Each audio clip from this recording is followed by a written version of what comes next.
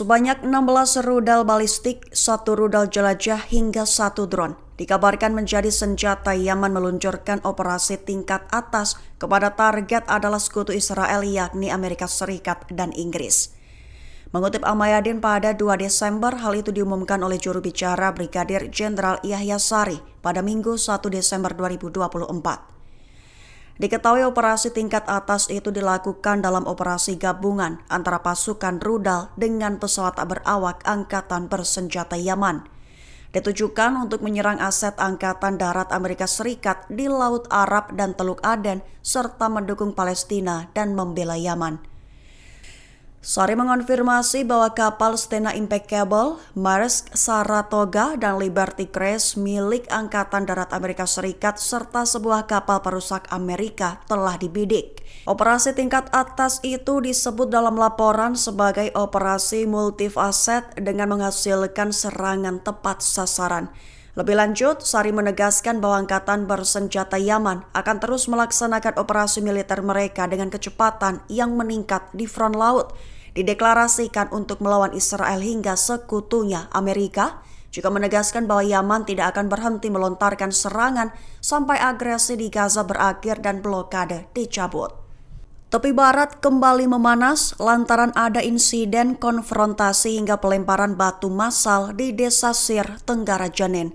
Antara pasukan IDF dengan perlawanan di tepi barat dilaporkan keok lantaran terlibat dalam 12 operasi beragam. Mengutip Al-Mayadin pada 2 Desember, hal itu menurut laporan dari Pusat Informasi Palestina pada Minggu 1 Desember 2024. Perlawanan Palestina di tepi barat dikabarkan telah meningkatkan operasi melawan pasukan Israel di tengah meningkatnya kekerasan terhadap kota-kota Palestina. Lebih tepatnya, rincian 12 operasi itu termasuk penembakan, konfrontasi bersenjata, pelemparan alat peledak, hingga pelemparan batu. Radio Angkatan Darat Israel mengklaim bahwa militer Israel menargetkan kelompok bersenjata yang terdiri dari 4 orang di selatan Jenin yang telah diawasi selama beberapa waktu. Sementara itu, Bulan Sabit Merah Palestina melaporkan bahwa pasukan Israel mencegah kru ambulans mencapai lokasi yang terkena serangan pesawat tak berawak. Selain itu, konfrontasi dan insiden pelemparan batu meletus di banyak kota di tepi barat. Di antaranya Safa dan Al-Mughayr di Ramallah, Asirat Al-Qibliyah, Yitmah, Beit Furik, dan Beita di Nablus, An-Nabta di Tulkarim, Kival Haris di Salfit, Kem Ain Al-Sultan di Ariha, dan Kem Al-Fawar di Al-Khalil. Seorang menteri senior Israel dilaporkan telah mendesak pencopotan Perdana Menteri Israel Benyamin Netanyahu segera. Ia yang tanpa disebutkan namanya menyebut bahwa Netanyahu tahu betul bagaimana cara berbohong. Mengutip The Times of Israel pada 2 Desember, hal itu diumumkan oleh sang menteri senior kepada keluarga sandera dalam beberapa hari terakhir. Dilaporkan dalam Channel 12 bahwa menteri tersebut setuju dengan serangkaian tuduhan terhadap pemerintah yang disuarakan oleh kerabat korban penculikan selama serangan Hamas. Satu di antara tuduhan dilontarkan oleh kerabat korban di mana menyebut bahwa pemerintah harus menyetujui gencatan senjata dan kesepakatan penyanderaan, lalu melanjutkan pertempuran karena Netanyahu disebutnya tahu betul cara berbohong. Dengan lontaran argumen itu, menteri senior pun memberikan persetujuannya. Adapun desakan penggulingan jabatan segera itu tak hanya menyasar Netanyahu, namun juga menyasar Kepala Badan Keamanan Israel. Menteri Kepolisian Israel Itamar Ben-Gvir menyatakan dalam media sosial bahwa akan mengatasi kebisingan di masjid. Satu di antaranya adalah akan mulai menyita pengeras suara alias toa yang digunakan untuk azan di masjid khususnya di Palestina. Mengutip Tribun News pada 2 Desember, Ben-Gvir disebut berdalih bahwa azan mengganggu para pemukim ilegal Israel. Ben-Gvir juga disebut telah menyerukan agar denda dijatuhkan dalam kasus di mana penyitaan pengeras suara tidak memungkinkan. Sementara itu, Hamas bersuara seusai Ben-Gvir melontarkan ancamannya. Hamas mengecam keputusan Ben-Gvir soal larangan pengeras suara untuk mengumandangkan azan di masjid. Hamas menilai hal itu sebagai kejahatan serius, juga menyebut tindakan itu sebagai serangan baru terhadap kebebasan beribadah. Hamas memperingatkan bahwa tindakan itu beresiko meningkatkan perang agama yang coba dipicu oleh musuh Zionis dan para pemimpin ekstremisnya. Agresi pasukan IDF di Gaza dikabarkan meningkat drastis seusai gencatan senjata di Lebanon disetujui. Agresi itu dilaporkan telah mengakibatkan 2 tahanan Palestina tewas di penjara, 10 warga sipil tewas hingga lainnya hilang. Mengutip Al-Mayadin pada 2 Desember, soal 2 tahanan tewas dilaporkan oleh Otoritas Urusan Tahanan Palestina, Klub Tahanan Palestina, dan Asosiasi Al-Damir untuk perawatan tahanan dan hak asasi manusia beberapa waktu ini. Adapun kedua martir tersebut adalah Muhammad Abdel Rahman Weshel Idris, 35 tahun, dan Muad Khalid Muhammad Ryan, 31 tahun. Ryan dilaporkan tewas pada 2 November, sementara Idris dilaporkan tewas pada 29 November 2024 dengan otoritas Israel merahasiakan rincian lokasi kesyahidannya. Sementara itu, agresi Israel terhadap Gaza terus meningkat dengan kerusuhan meluas dan hilangnya nyawa yang signifikan dilaporkan pada Minggu 1 Desember 2024. Seorang koresponden Al-Mayadin melaporkan bahwa lebih dari 10 orang tewas dan beberapa lainnya masih hilang setelah pasukan Israel menghancurkan rumah keluarga Lubat di Beit Lahia, Gaza Utara.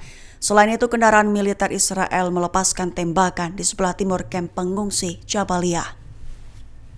Israel deklarasikan siaga militer di perbatasan dengan Suriah pada Minggu 1 Desember 2024. Badan Keamanan Israel menegaskan bahwa pertempuran di Suriah menciptakan situasi berbahaya, mengancam stabilitas negara dan rezim. Mengutip Tribun News pada 2 Desember, pengumuman keadaan siaga militer itu diumumkan berdasarkan keputusan Benyamin Netanyahu. Keadaan siaga militer dideklarasikan untuk menghadapi perkembangan atau kemunduran apapun di Suriah yang dapat berdampak pada Israel. Badan Keamanan Israel menegaskan bahwa pertempuran di Suriah menciptakan situasi berbahaya lantaran mengancam stabilitas negara dan rezim, mengancam penyebaran kekacauan yang dapat mengancam perbatasan dengan Israel, serta mengancam Suwaida dan kota-kota Drus lainnya di barat daya. Diduga bisa saja membuka pintu bagi tekanan dari Drus Israel yang direkrut menjadi tentara Israel untuk melakukan intervensi atau membiarkan mereka melakukan intervensi untuk melindungi suku Drus Suriah mereka. Tentara Israel terpaksa mundur dari bagian timur Nablus di tepi barat. Brigade Al-Quds dan Brigade Nablus mengonfirmasi bahwa senjata berat dan alat peledak ditembakkan ke arah mereka. Mengutip Al-Mayadin pada 2 Desember, konfrontasi itu dimulai sejak Minggu 1 Desember malam hingga berhasil memukul mundur IDF tak lama setelahnya. Lebih tepatnya, perlawanan Palestina telah menghadapi serangan pasukan Israel ke wilayah timur Nablus dan sekitar Makam Yusuf, menargetkan pasukan musuh dengan berbagai persenjataan.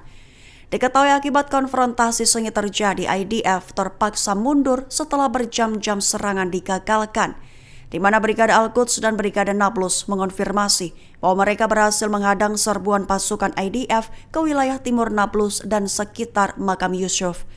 Dengan menyerang pasukan tersebut dengan tembakan senjata berat dan alat peledak. Selain itu, Brigade Syuhada Al-Aqsa dan Nablus menyatakan bahwa mereka terlibat dalam konfrontasi sengit dengan IDF di wilayah timur dan sekitar kamp pengungsi Balata dengan menggunakan senjata otomatis. Muncul pesan bernada frustasi dari sandera Israel yang berkewarganegaraan Amerika Serikat. Ia adalah Idan Alexander, mengungkap rasa takutnya akibat ancaman juru bicara Brigade Al-Qassam Abu Ubaidah.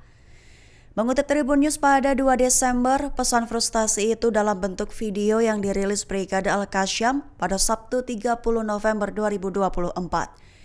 Idan Alexander mengungkapkan rasa frustasinya terhadap pernyataan Benyamin Netanyahu yang menawarkan imbalan $5 juta bagi siapapun yang dapat membawa mereka kembali. Ia menekankan rasa frustasinya, mempertanyakan bagaimana dengan perlindungan Netanyahu bagi warga negara dan para tentara. Selain itu, Idan Alexander juga mengungkapkan ketakutannya akibat ancaman dari juru bicara Brigade Al-Qassam Abu Ubaidah, di mana sebelumnya menyatakan bahwa instruksi baru akan diterapkan terhadap sandera jika pasukan Israel mendekati tempat penahanan mereka.